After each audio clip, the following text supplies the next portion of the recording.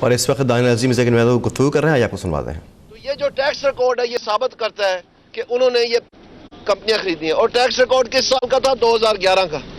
سب کو پتا ہے کہ کمپنیاں جو ہے وہ 2006 میں خریدی گئیں۔ جب نعیم بخاری سے پوچھا گیا کہ آپ نے 2011 کے ٹیکس ریٹرن کی بات کی ہے، آپ کہہ رہے ہیں کہ 2006 میں انہوں نے خریدی ہیں، تو وہاں پر بتائیں ان کے پاس کتنے پیسے تھے، کیا انکم تھی کہ انہوں نے اپنے والد سے کے کہنے پہ یا والد کے پیسوں سے یہ خریدی ہے۔ تو وہاں وہ حواس باختہ ہو گئے، ان کو کچھ سمجھ نہیں آئی بات کی، کوئی جواب نہیں دے سکے۔ انہوں نے کہا جی میں یہیں پر اپنا کلوز کرتا ہوں۔ پھر وہ آگے چلے، انہوں نے کہا کہ جی حسن نواز صاحب چونکہ ملک سے باہر مقیم تھے، انہوں نے ٹیکس نہیں فائل کیا، تو ان کو بتایا گیا کہ جو لوگ ملک سے باہر ہے پاکستان کے قانون کے تحت ان کو پاکستان میں صرف ریٹرن نہیں فائل کرنی ہوتی۔ وہاں پر بھی وہ اپنے ہوش گوا بیٹھے، تو انہوں نے کہا میں یہیں روک دیتا ہوں۔ پھر انہوں نے کہا کہ جی یہ دیکھیں یہ پیسے جو ہیں پاکستان سے باہر گئے ہیں ہنڈی کے ذریعے، تو انہوں نے کہا جی اس کا کوئی ثبوت دے دیں۔ انہوں نے کہا میں یہیں پر اپنا آرگیومنٹ کلوز کرتا ہوں۔ پھر انہوں نے کہا کہ جی یہ اسحاق ڈار صاحب نے کنفیشنل سٹیٹمنٹ دی ہے، تو ان کو کہا گیا کہ جی اس کی تو کواشمنٹ ہو گئی ہے ہائی کورٹ میں سے، تو انہوں نے کہا کہ یہ ٹیکنیکل گراؤنڈز پہ ہوئی ہے۔ جب ان کو پوچھا گیا کہ آپ بتائیں کون سی ٹیکنیکل گراؤنڈز تھی، آپ کو کیسے پتا چلا، تو انہوں نے کہا کہ میرے کان میں کسی نے پھونک ماری ہے۔ مطلب یہ حالت ہے کہ میرے کان میں ثبوت کیا ہے کہ میرے کان میں کسی نے پھونک ماری ہے۔ میں تو حیران ہو گیا ہوں آج دیکھ کے کہ جو اتنا بڑا اپنی طرف سے یہ قوم کو پیش کر کے اسی طرح جیسے ماضی میں الیکشن چوری ہونے کے سلسلے میں انہوں نے ایک رٹ لگائی ہوئی تھی، اور وہ ساری قوم کے سامنے وہ مانے کہ 35 پنکچر جو ہیں وہ ایک جھوٹ تھا۔ ساری قوم نے دیکھا کہ اسلام آباد کی عدالتوں میں جا کر وہ جو افضل خان پیش کیا گیا تھا کہ یہ عینی شاہد ہے، اس نے معافی مانگی جسٹس افتخار سے کہ یہ آر او کا الیکشن نہیں تھا۔ ساروں نے دیکھا کہ جو گھوڑا اسپتال کے انکشافات کیے گئے تھے لوگوں کو ورگلانے کے لیے کہ فلانی پرنٹنگ پریس میں یہ بیلٹ چھاپے گئے ہیں، وہ جب سارے بیلٹ ریٹرننگ افسروں نے آ کے ثابت کیا کہ ٹریجری لاک اپ میں موجود ہیں، تو وہ بھی بات ساری خالی ہوگی، اس سے بھی یہ بھاگ گئے۔ تو یہ کالا بازی خان جو نام رکھا گیا ہے یہ کسی وجہ سے رکھا گیا ہے، یہ یو ٹرن ماسٹر ہے۔ آج عدالت میں ہم نے پھر سے دیکھا کہ جس طرف وہ گئے ہیں وہاں پر ان کو ایک سامنا کرنا پڑا شکست کا، ان کے دلائل میں وزن نہیں تھا۔ اور یہ اے پانی مدانی جڑی پھرتی پئی ہے، بار بار انہوں نے کہا کہ ہم یہاں پر کلوز کرنا چاہتے ہیں، انہوں نے کہا نہیں آپ ہمیں سیٹسفائی کریں، ایسے نہیں ہوگا۔ یہ جو چیزیں آپ سوال اٹھاتے چلے جا رہے ہیں وہی جو ان کے لیڈر کہتے ہیں کہ ہمارا کام صرف الزام لگانا ہے۔ تو اس لیے میں آپ سے کہنا چاہتا ہوں کہ ہم بہت پر امید ہیں کہ جس دن ہمارے وکلا کو موقع ملا کہ وہ جواب دینا شروع کریں، جس دن ہمارے وکلا کو موقع ملا کہ وہ اپنے ڈاکیومنٹری ایویڈنس پیش کریں، نہ وہ جمالی صاحب کی جو بینچ تھی اس کو دوران مکمل موقع ملا، جیسے شروع ہوا تو کہہ دیا گیا کہ بریک ہو گئی اور یہ بینچ ٹوٹ گیا، اور جب سے یہ والا بینچ بنا ہے پہلے دن سے یہ نعیم بخاری صاحب اجرا کر رہے ہیں۔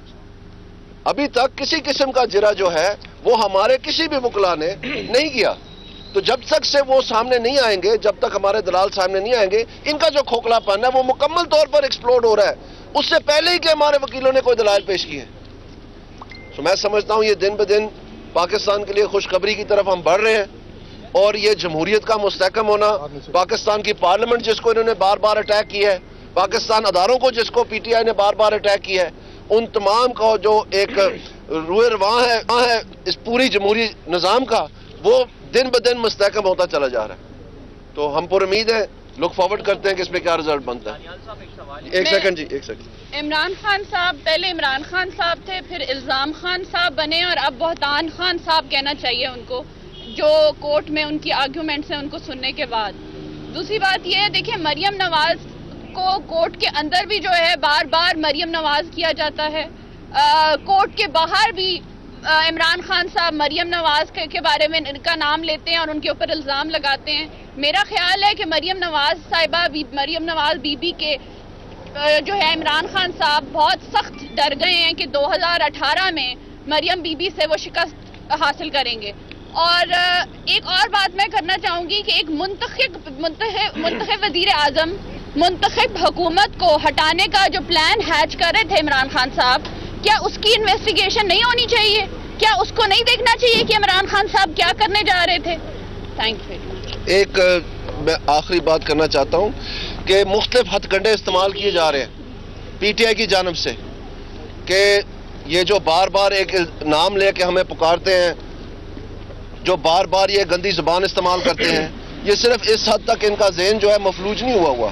یہ مختلف ہتھ کنڈے استعمال کر رہے ہیں کہ پریشر ڈالا جائے پی ایم ایل این کے سپوکس مین کے اوپر کہ وہ اپنے جو پورے انکشافات کر رہے ہیں ان کی جماعت کے بارے میں، ان کے کاموں کے بارے میں، اس کو ہم گریز کریں، اس سے ہم پیچھے ہٹ جائیں. تو میں آپ کو یہ کہنا چاہتا ہوں کہ ہم مزید بھرپور انداز سے یہ دفاع کریں گے اور مزید ثبوت لے کے سامنے آئیں گے، اور یہ ہوچے ہتھ کنڈے میں ایکسپوز بھی کروں گا اور ان سے کام نہیں چلے گا. عمران خان، یہ آپ کی اصل چہرہ کے پی میں بھی اور پورے پاکستان میں بھی ہم قوم کے سامنے بے نقاب کرنے کا ذمہ دار ہیں اور ہم کر کے دکھائیں گے انشاءاللہ. ڈاکٹر صاحب کو بات ایک منٹ.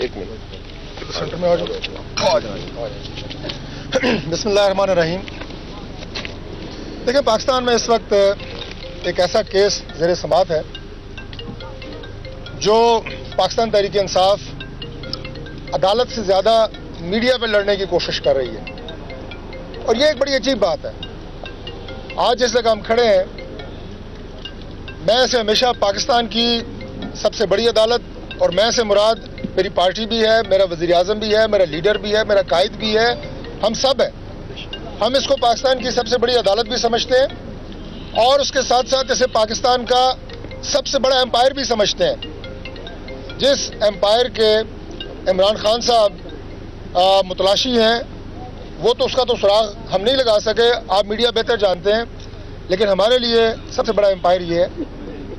اور ہم اپنی تمام تر سچائی کے ساتھ، ثبوتوں کے ساتھ اس عدالت کے سامنے پیش ہوئے ہیں، اور ہم یہ چاہتے ہیں کہ اس عدالت سے ہی فیصلہ آئے، اور آئے گا انشاءاللہ، حق اور سچ پہ آئے گا. اور اس سے پہلے جو ہمارے اوپر الزام لگائے گئے دھاندلی کے، مینڈیٹ چرانے کے، کرسی چھیننے کے، بیلٹ پیپر جعلی چھاپنے کے، بہت سارے اور الزامات، لیکن جب وہ سارا مقدمہ پاکستان کی سپریم کورٹ نے سنا، سچ سچ ثابت ہوا، جھوٹ جھوٹ ثابت ہوا. اسی طرح ایک دفعہ پھر نواز شریف انشاءاللہ اس عدالت سے سرخرو ہوگا، اس لیے کہ نواز شریف کی سیاست حق اور سچ کی سیاست ہے. جھوٹ اور منافقت کی سیاست کرنے والے ایک دفعہ پھر انشاءاللہ بے نقاب ہوں گے. اور ہم یہ مقدمہ عدالت میں لڑ رہے ہیں. ہم میڈیا پہ اگر آتے ہیں تو ان کے جھوٹے پروپیگنڈے کا، ان کے منفی جو تاثر وہ دینے کی کوشش کرتے ہیں، جو جھوٹ بولتے ہیں بار بار قوم سے، جو گمراہ کرنے کی کوشش کرتے ہیں قوم کو، اسے بے نقاب کرنے کے لیے ہم میڈیا پہ آتے ہیں.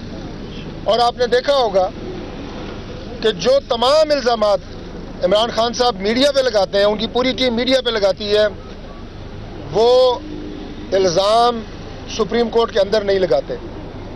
جو کاغذ کے خالی ٹکڑے وہ میڈیا پہ لہراتے ہیں اور ثبوتوں کی شکل میں دکھاتے ہیں، وہ ثبوت کبھی بھی نہ جو کمیشن بنا دھاندلی کے حوالے سے نہ اس میں پیش کر سکے، اور نہ اس مقدمے میں وہ ثبوت جو ہے وہ اس عدالت میں پیش کر سکے. تو الحمدللہ پاکستان مسلم لیگ نون حق اور سچ کی سیاست کرتی ہے، اصولوں کی سیاست کرتی ہے، آئین اور قانون کی سیاست کرتی ہے. میاں نواز شریف کی پوری زندگی اسی طرز سیاست میں گزری ہے، اور انشاءاللہ آپ دیکھیں گے کہ ہم یہ کہتے ہیں کہ یہ عمران خان صاحب کا جمہوریت پہ آخری شب خون ہوگا. جو بار بار وہ کوشش کرتے ہیں چور دروازے سے اقتدار میں آنے کی، یہ ان کی آخری کوشش ثابت ہوگی، اور انشاءاللہ اس عدالت سے ہم سرخرو ہوں گے. اور